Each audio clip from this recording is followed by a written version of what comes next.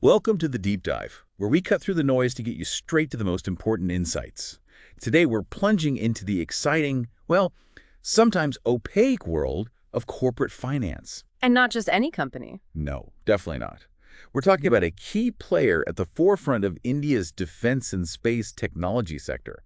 How does a company like that manage its rapid growth, ensure rock-solid financial integrity, and, position itself for the future? That's precisely our mission for this deep dive. We're going to take the latest announcements and financial results from Paris Defense and Space Technologies Limited, Right. slice through the corporate jargon, the dense reports, and really extract the important nuggets of knowledge. We want to help you understand what all of this means for a company so vital to India's strategic capabilities. And to do that, we've pulled together a pretty comprehensive stack of sources. We've got official communications to stock exchanges, the auditor's review, The limited review, yeah. detailed financials, standalone and consolidated, and importantly, a key monitoring agency report. The QIP report, yeah. Exactly.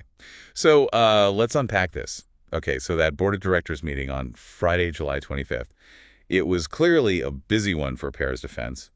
Wrapped up by 9 p.m. IST, announcements came out fast. A packed day. But beyond just the timing, what were the really pivotal decisions made? What should we be looking at? Well, the board had a full agenda, definitely. First off, they approved the unaudited standalone and consolidated financial results. That's for the quarter ended June 30th, 2025, so Q1 of FY26. Okay, the latest quarterly numbers. Right. And what's particularly noteworthy here, especially for a company in such a critical sector, is the limited review report from their auditors, Chaturvedi and SIH.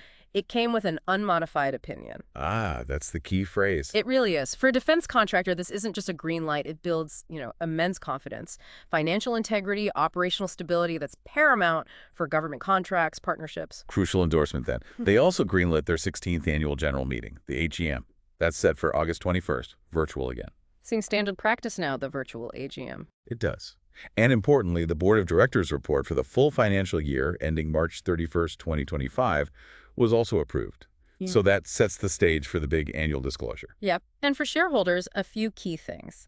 They're using an e-voting facility for the AGM, which helps with accessibility. Makes sense. And a key logistical detail. The register of members and share transfer books, they'll be closed from August 15th to August 21st. Right. The book closure period. Why is that important again? Well, it means your shares need to be registered in your name before August 15th if you want to be eligible for voting or, any benefits tied to that AGM. Got it. They also approved the reappointment of a director, Mr. Sharad Virji Shah. He was retiring by rotation, eligible to continue. Standard procedure. Okay. Now, on a more maybe strategic front, the board also approved material-related party transactions.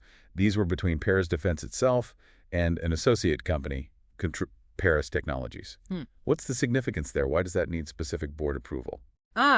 Related party transactions, or RPTs, Sure. they're always scrutinized closely because, they involve dealings with entities connected to the company, right? Like associates or subsidiaries. Exactly. So board approval ensures fairness, transparency. It minimizes any potential conflicts of interest, which is vital for good corporate governance, especially when you're dealing with partnerships, tech transfers perhaps, in sensitive sectors like defense. Makes perfect sense. Now let's talk dividends. Something shareholders always watch closely. The board had previously, back in April, recommended a final dividend, Rs 0.50 per share, for FY25. Correct. And if we connect this to the bigger picture for investors, the key date here is the record date. Right. They've fixed that date for dividend eligibility as Friday, August 8th, 2025. So you need to own the shares on that date. You need to be a shareholder on record by that specific date, yes, to receive the dividend. Assuming, of course, it gets the final nod from shareholders at the AGM. And the payout. Usually pretty quick. The rules say within 30 days of that AGM approval, so likely late August or September. Okay. So while those board decisions kind of set the stage, the real pulse, I always think, of a company's health, especially in a high-growth sector like defense, it's in the quarterly financials. Absolutely. The numbers tell the story. So let's shift focus to their Q1 FY26 performance. And it's crucial here to look at both standalone and consolidated figures. Standalone gives you the core business pulse. Just Paris Defense itself. Exactly. But the consolidated numbers often reveal the strategic impact of their growing ecosystem.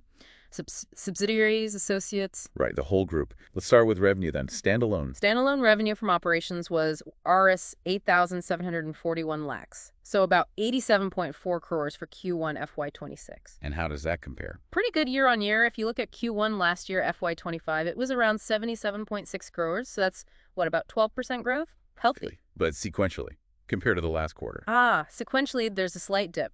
Q4 FY25 was just over 90 crores, so down maybe 3% quarter on quarter. Not unusual, perhaps. Okay, now, consolidated revenue. Including the wider group. That climbed to about Rs 93.19 crores for Q1 FY26. Again, strong year-on-year growth. Up over 11% from roughly 83.6 crores in Q1 last year. But the sequential picture. That dip is more pronounced on the consolidated side, down about 14% from Q4 FY25, which was a strong quarter at nearly 108.2 crores. Interesting. What about profitability? Standalone profit after tax. Standalone profit for the period came in around 80.43 crores for Q1. And compared to last year. A slight dip there, too. Q1 last year was about 15.9 crores, and also down sequentially from about 17 crores in Q4. Okay. And consolidated profit. Consolidated profit was roughly 14.21 crores for Q1 FY26. That's also down slightly from about 15 crores last year. But a more significant sequential dip from Q4's 20.8 crores. So that bigger sequential dip mirrors the revenue trend on the consolidated side. Exactly. What's kind of fascinating here is how the consolidated revenue and profit show that more pronounced quarter-on-quarter adjustment compared to standalone. What could that hint at? Well, it could hint at the lumpy nature of defense project deliveries, perhaps within their subsidiaries. Maybe significant revenue only gets recognized when a big project phase is completed. Or resource allocation. Or maybe a strategic reallocation of resources, yes. Investors should definitely watch for management's commentary on the earnings call. See if this is just sort of timing, phasing, or if it's a broader market trend impacting their project pipeline. Good point. And quickly, earnings per share. EPS. Standalone basic EPS was Rs 3.83 for the quarter. Consolidated basic EPS came in at Rs 3.69. Okay. Now let's briefly touch on their two core segments, optics and optronic systems and defense engineering. How do they do? Right, the two pillars. For optics and optronic systems, standalone revenue was about 55 crores in Q1. Consolidated revenue was around 42.5 crores. And that segment covers. Remind us. Oh, it's incredibly advanced stuff. Highly specialized space optics, mirrors, gratings, infrared lenses for things like night vision, even submarine periscopes and cutting-edge hyperspectral cameras. Really high-tech. Wow, okay. And the other segment, defense engineering. That recorded standalone revenue of roughly 35 crores. Consolidated revenue was higher, about 50.7 crores in Q1. And that includes? Equally diverse, really. Defense electronics, think automation, control systems, rugged command consoles for military use. Then heavy engineering, like flow-formed tubes for rocket and missile motors. Even remote-controlled border defense systems and EMP protection solutions. Electromagnetic pulse protection. Exactly, for critical infrastructure. It really highlights just how broad their capabilities are becoming. It certainly does. Yes. Anything else financial to note from the quarter? Just quickly, the Employee Stock Option Plan, ESOP 2024. As of June 30th, about 78,000 options were granted. They charged about 33 lakhs as an employee benefits expense this quarter. So aligning employee incentives. Standard practice, but good to see it ongoing. Okay, now here's where I think it gets really interesting.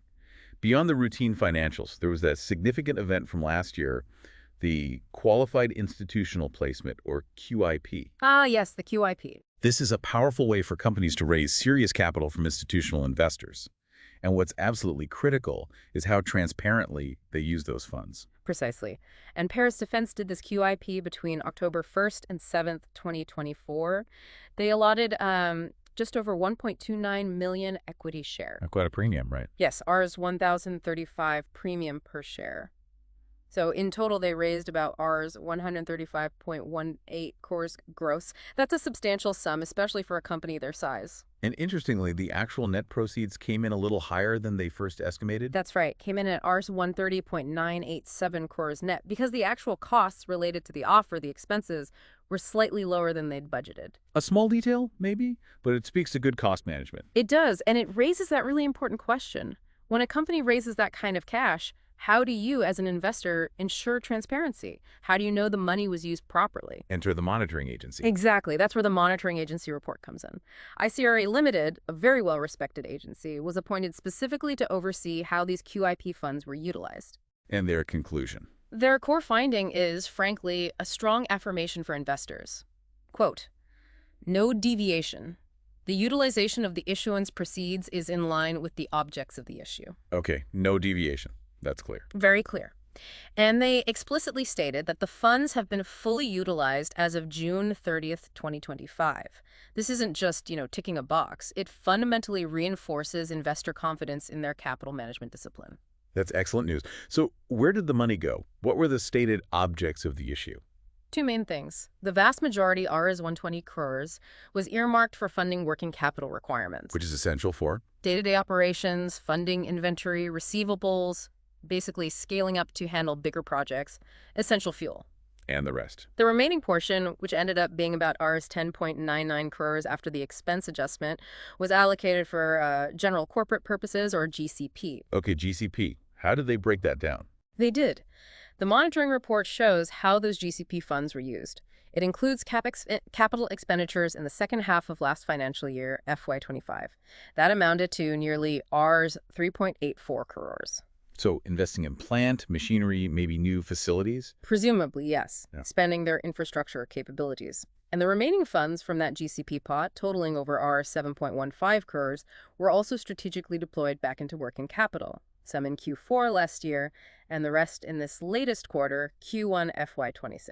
So essentially you're saying these funds were entirely deployed to strengthen their core operations, fuel growth. Yeah. Exactly what a QIP is supposed to do. Precisely. And the report underlines this by confirming there are nil unutilized proceeds left from the QIP itself. Except for a small amount, about 3.2 crores of interest income that was earned on the funds before they were fully deployed. But the principal QIP amount, fully used, as intended, it really underscores the efficiency of the deployment. Okay, that's a very clear picture on the QIP. Now, just to round things out, let's quickly touch upon the full scope of Paris Defense and Space Technologies, because it's clearly more than just the core listed company. That's right. You have to look at the wider group structure. They have several key subsidiaries, each adding to their diverse portfolio. Well, there's Paris Aerospace, Paris Anti-Drone Technologies, very topical MechTech Thermal, Quantico Technologies, even an international one, Opal Technologies in Singapore, and IoT Innovative. Quite a list. It really highlights their strategic expansion, doesn't it, into various high-tech defense and space-related domains. It does. And don't forget the associates. They also have two important ones. Krasny Paris Defense Technologies, and that one involved in the RPTs, Controp Paris Technologies. Right. So this whole layered structure, it paints a much more complete picture of an enterprise that's actively expanding its reach and capabilities within this really critical sector. Definitely a growing entity. So, as you can hopefully see, understanding these routine, maybe sometimes dry, but incredibly detailed corporate disclosures, it's absolutely vital. It helps you grasp a company's health, its strategic direction. Especially one like Paraz. Exactly. Our deep dive today really aimed to cut through those numbers, that jargon, and give you a shortcut to being well-informed about a key player in India's defense and space sector. It's about distilling that, vast amount of information into something more like actionable insights, helping you see the underlying strategy, the operational pulse of the company. Precisely. Which leads me to a final thought. Given the really precise tracking of funds from the QIP, the detailed reporting we've uncovered here, what does this level of transparency tell us? What does it suggest about the kind of foundational strength, the accountability that's required for companies operating right at the cutting edge? National defense, space technology. It's a high bar. It is. Something to ponder.